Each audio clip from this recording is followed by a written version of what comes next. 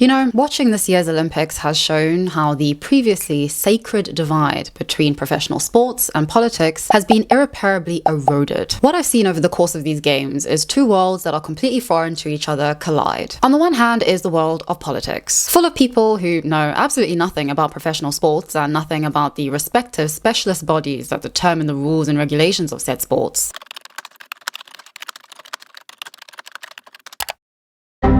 This world is entirely identity politics. It is fueled by conspiracy theories and misinformation because it now gets all its news from Twitter accounts that profit off the post-truth world. On the other hand, we have a world of professional sports, which is a world of quite literal biological freaks of nature who compete at the most impressive and highest levels. And if you follow professional sports, you will know that these athletes live and die by the sport. Some will even cheat or use nefarious tactics to win. And in all of this, of course, emotions are incredibly high. Now, the Paris Olympics, like all Olympics, which is meant to be a cross-cultural appreciation of individual achievements, of countries' achievements, has sadly been mired in controversy from day one. We've gotten some good memes, but all in all, the Olympic Games and the athletes that it's meant to honor and respect and is meant to uplift has been completely lost, all due to many individuals, especially individuals who should know better, really ruining it for everyone. And nothing reflects this self-interested rage-baiting more than the recent controversy surrounding women's boxing. Now, if you don't know, Italian boxer Angela Carini abandoned her fight against Algerian boxer Iman Khalif just 46 seconds into their opening bout last Thursday. The controversy basically stems from Carini's response in the ring. She shouted how unjust the situation was while still in the ring and refused to shake the hand of her victorious opponent, which was a reference to how Khalif had failed one of the International Boxing Association's gender eligibility requirements and was therefore unable to compete in the World Championships last year. And it wasn't only Khalif who failed the IBA's gender eligibility test. Taiwanese boxer Lin Yinting also failed the test. And since then, social media has been absolutely awash with people accusing Khalif of being a man, or at the very least a transgender woman. Khalif's latest opponent, Hungarian boxer Luka Hamori, posted this picture to her Instagram in a particularly poor display of sportsmanship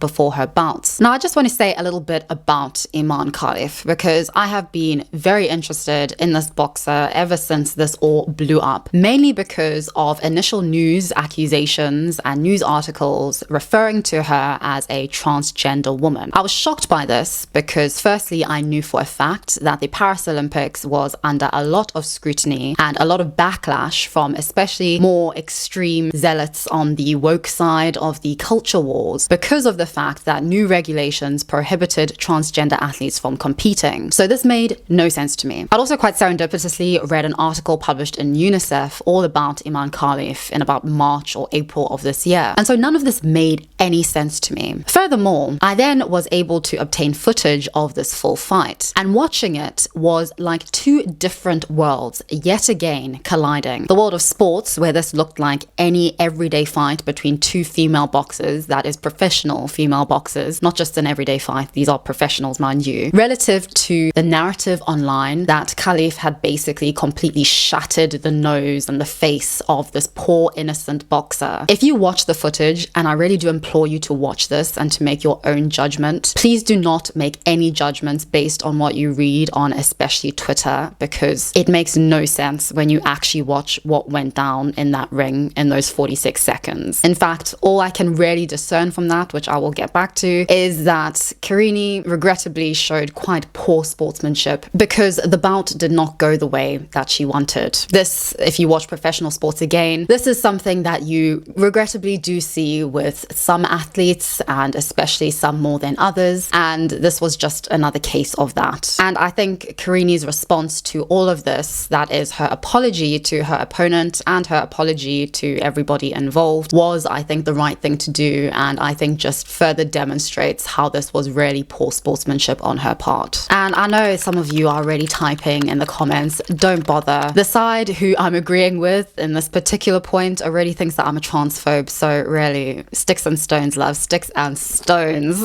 But anyway, what is sad about all of this is that in our post-truth world, regrettably, the facts of the matter about Khalif will make absolutely no difference. This post that is circulating from the libs of TikTok is absolutely simply disgusting. In this post, the libs of TikTok is calling Khalif a predator. One British journalist has referred to Khalif as a mediocre man. And I found it enlightening seeing the number of so-called Western-based feminists calling Khalif, a woman born in abject poverty in one of the world's most conservative societies, who had to sell scraps of metal as a child to afford to travel to learn how to box, who was physically bullied by boys throughout her childhood for playing football as a girl, a man while sitting on their privileged high horse after, I'm sure, in their lives they really have not had to endure as much as this woman has had to endure. This is so blatantly Eurocentric and sexist that it is mind-numbingly gobsmacking me that these women can't see how incredibly naive and ignorant they are being. So considering so many of these feminists and feminist journalists are refusing to do their jobs, I'll do it for them. Firstly, I think the most important thing to note in all of this is that Iman Khalif is not transgender nor transsexual. Now, she is speculated to have a medical condition called DSD, difference in sexual development, that actually affects far more women than was previously thought to be the case. And the Olympic Committee actually released a statement saying that, quote, the current aggression against these two athletes, that is against Iman Khalif and Lin Ting, is based entirely on an arbitrary decision by the IBA. Now, both athletes could have appealed the decision made by the IBA last year, but they chose not to. And I think it's probably because of how the IBA is currently being run. And I'll get back to the IBA in a minute, because it shows a blatant double standard when it comes to people purporting to know the truth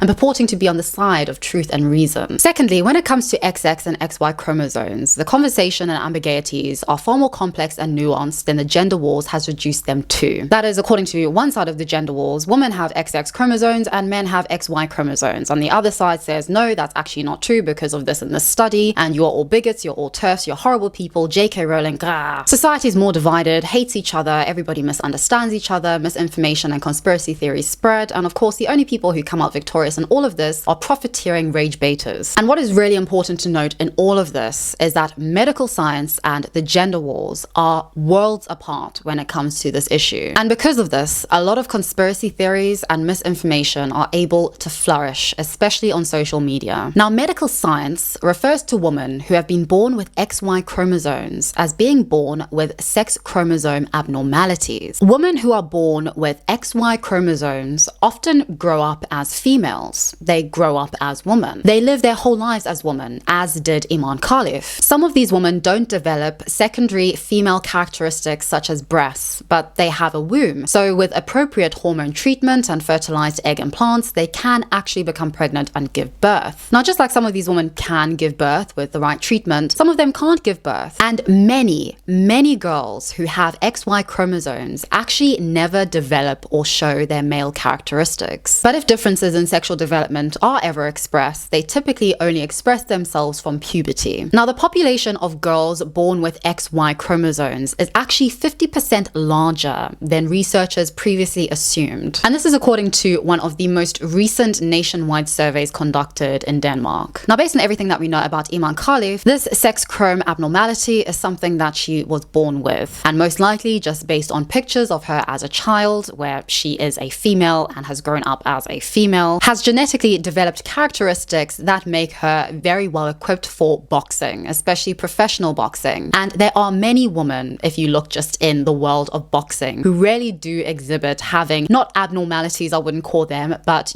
great proficiency for strength relative to most women. Looking at female boxers, they are incredibly strong. If you just look at me, I do boxing myself. I am very strong because of genetic factors. This does not, however, make Iman Khalif a man. Women born with XY chromosomes don't suddenly become men when they hit puberty, and some of them show or express male characteristics. Life is far more complex than that, as is biology and genetics. And I think for us to really have a proper and productive conversation about this, medical science and the gender wars really need to find some common language in order to communicate. Because right now, what is happening is just clearly not it. Now, when it comes to the so-called evidence behind why Iman Khalif was disqualified last year in the World Championships, as well as to the reasons behind why she is allegedly a man, I think it's very important to consider two things here. The first thing is the IBA itself, and the second thing is the gender eligibility eligibility test that the IBA conducted last year. Firstly, in the same way that there is a gender war happening in the world of identity politics and the culture wars, there is a similar war happening between the IBA and the IOC, that is the International Olympic Committee. They've basically been at war with each other for years. The IBA is Russian-led and is a stereotypical Russian organization in the way that it is currently being run. The president of the IBA, Omar Kremlin, is the Vladimir Putin of the IBA. And of course he is, because he's a friend of Putin's. Now, the IBA has been marred in controversy and corruption, even before Kremlin became president, especially since the 2016 match-fixing scandal at the Rio Olympics. And I'm just bringing this up because of the double standard behind all the people talking about fairness in boxing having absolutely nothing to say about the IBA and its match-fixing. If you care about fairness in boxing, the thing that you should be caring about the most is match-fixing, something that the IBA, its judges and referees are renowned for. Again, on the note of fairness, the IBA voted not to hold a presidential election in 2022 after Kremlin's term had ended, and he has thus cemented his position and his place as president of the IBA, even after his term officially ended. The IBA has moved all its operations from Europe to Russia, so that speaks volumes when you consider everything that Russia is involved in when it comes to professional sports. I really do think that this is crucial information when discerning the credibility of the IBA and its gender eligibility test. And this leads to my second point, where Twitter pundits and tabloids are citing how Khalif was disqualified from the World Championships in 2023 due to not meeting eligibility criteria. Now, this is all referring to the gender eligibility test conducted by the IBA in 2023, which Lin and Khalif failed. Now, as a proud transphobe, I am not prepared to say that these two women, both of whom are not transgender or intersexed, are men. And a key reason why is because the only information which we, the world, have about the IBA's test is the following, stated directly by the IBA as to what their meticulously reviewed test is. Point to note, the athletes did not undergo a testosterone examination, but were subject to a separate and recognized test, whereby the specifics remain confidential. Now,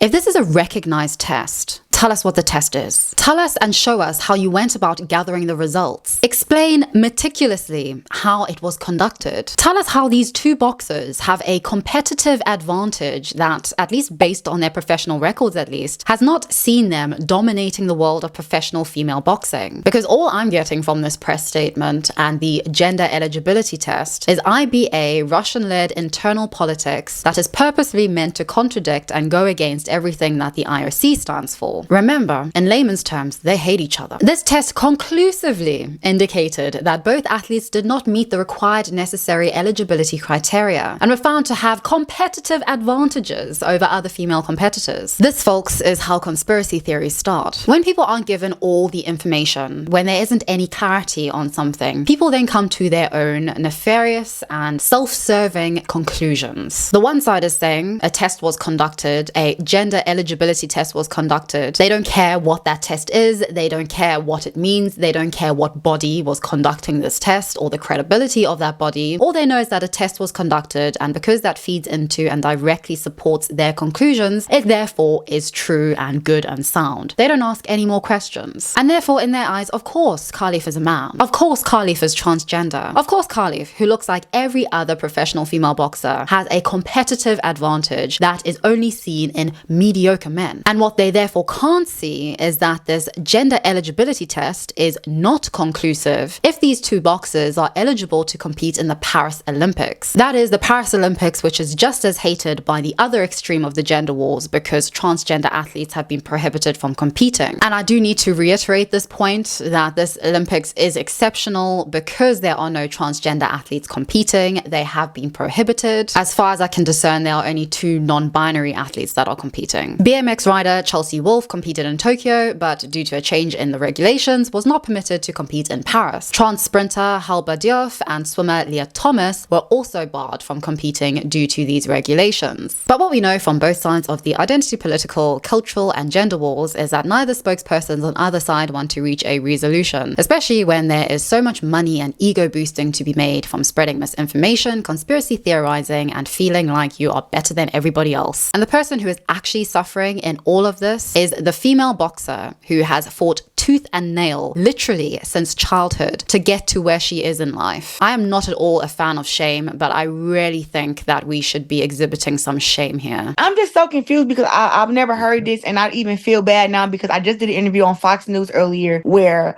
I literally called these two women transgenders, which that's what I was told. Right. You know, so I wish I would have did my research before. I couldn't imagine being at the Olympics and I'm winning these fights and then I see all these articles and I'm trending because two-time Olympic champ just called me a transgender. So I just feel really bad about that. But let's backtrack to the IBA and the IOC. I think it's very important to appreciate that the IOC and the IBA have differing views and criteria when it comes to discerning what a competitive advantage is. A sex chrome abnormality may be a competitive advantage for some women, but where then do you draw the line when it comes to competitive advantages in professional sports? Because surely, in the world of professional sports, isn't genetics always going to be a competitive advantage? Isn't upbringing in some sports like tennis and golf a competitive advantage? Why are records in running overwhelmingly set by black athletes of primarily West African descent? And why are records in, say, swimming overwhelmingly set by white athletes of European descent? Why in tennis are professionals overwhelmingly from first world countries? Height is a competitive advantage in sports like basketball or in swimming, as many Asian swimmers who record better than their Western European counterparts can attest to. The dreams of athletes are made and destroyed every single day because of competitive advantages that we don't even consider worthy of talking about. And this is perfectly exhibited by the IOC and the IBA's differing views and criteria and definitions of a competitive advantage. If professional, reputed athletic bodies can't come to an agreement on what constitutes levels of fairness, how on earth are laypersons like us screeching our identity politics down the phones at each other any more the wiser? And so I think, in fact, we should all step back and respect what the athletes involved have to say on the matter. Just an hour before recording this video, Angela Khalif actually expressed how she wants to apologize to Iman Khalif for how she handled the situation. All this controversy makes me sad. I'm sorry for my opponent too. If the IOC said she can fight, I respect that decision. And commenting on her poor sportsmanship that is refusing to shake Khalif's hand, Karini had the following to say: "It wasn't something I intended to do. Actually, I want to apologize to her and everyone else. I was angry because my Olympics had gone up in smoke." Now, anybody who watches professional sports will know this situation all too well. Basically, a pro athlete typically competing at high stakes will retire or abandon their match or their game or what have you, and it will usually be down to one of two things. Either something isn't going the way of the pro athlete, the emotions are too high, they aren't in the right mental state, or what happens is they sustain or they worsen a pre-existing injury, because that is the nature of professional sports. And what happens, and what fans really hate to see, is a player or competitor having to really consider the entirety of their career in a brief moment of time. Do I continue to play with an injury, or do I continue to fight with a blow that I wasn't prepared for? And in the world of professional boxing, I think a great consideration is, do I continue to fight when I'm injured and could potentially risk permanent brain damage, dementia, or even death? In boxing, these are things that boxers have to consider every single day. Professional sports is far more psychological and mental than many of us who are not professionals give it credit for. Sustaining deadly injuries in professional boxing isn't a political thing. It isn't a transgender thing. It's a boxing thing. Karini withdrew because she, as a boxer, states that she weighed up those options. And if that is the case, then good for her for prioritizing her future career. And me saying good for her for retiring most definitely is not me saying good for her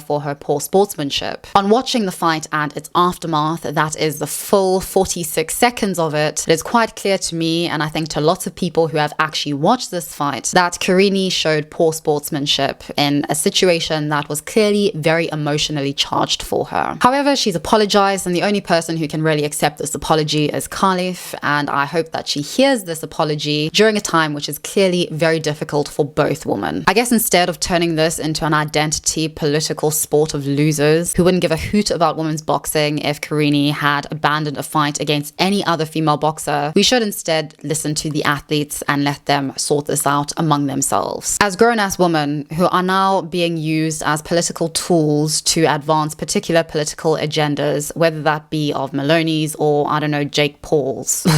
Iman, mi auguro che arriverai in finale e che vincerai le Olimpiadi. Poi, che dire, il resto... Poi adesso il saluto che non l'hai fatto sul ring.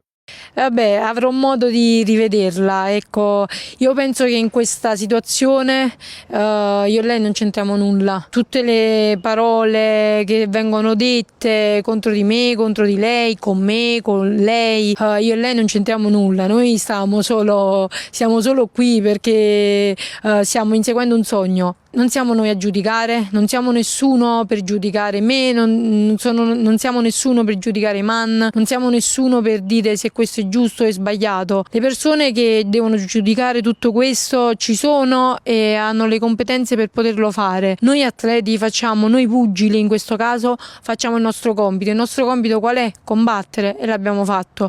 A me è andata così, Iman ha vinto e va bene così. I think in all of this it's been really interesting to see how many journalists, especially feminist journalists, have really failed in doing their due diligence. A lot of people online are very upset that Khalif is allegedly dominating the world of female boxing because she's a mediocre man. It is really the job of journalists to correct the record on this, and too many of them are really not doing their research. At the 2019 World Championships, Iman Khalif came 33rd, and she actually did a lot better all the way back in 2016 when she came 17th. Talk about dominating the world of women's boxing and committing violence against women, as one pundit put it. Khalif has actually been beaten by 9 females before, as one of her female opponents who beat her, Irish boxer Amy Broadhurst, tweeted. Now surely if Khalif was a mediocre male boxer, she would have been winning gold medals galore. She would have never been beaten by any other female boxers. Surely we would have heard about her successes and her feats way before this, just like we heard all about Leah Thomas's success and victories way before she even tried to compete at the Olympics. But of course, such information doesn't matter in the gender wars. Neither side is terribly partial to facts over ideologies, but in the process, the life of an innocent female boxer is being destroyed irreparably by poor sportsmanship, by misinformation, and by rage profiteering. These are challenging discussions, but I would implore you to seek out information, especially objective science, that has no vested interest. Recently, Brian Sutterer, MD, made a brilliant video all about this that I will link below. And sadly, what is becoming more evident is that in our culturally and politically divided world, when people don't understand something, they attribute their lack of understanding to everything but themselves. It's all just a holy word salad or indoctrination because it doesn't come to my conclusions or make straightforward sense to me and my life. And that just made it very clear to me that life is incredibly, incredibly complex. It isn't just a holy word salad, and boxing is a part of life and is a part of that complexity. Just because it's difficult, just because it doesn't affirm my beliefs, it doesn't mean that it's a holy word salad. It just means most of the time that it is incredibly complex, far more complex than I or most people can really fathom. But I would love to hear your thoughts and your opinions on this. This is, of course, a very contentious issue. Please be respectful to everybody in the comments. Please also be respectful to me. If we don't agree, that is absolutely fine. You are more than welcome to express your opinions, but please do so in a respectful and considerate way. Thank you so much for watching this video and for giving me the time of day. That is really all I can ask of you, and I appreciate it greatly. And I'll see all of you very, very soon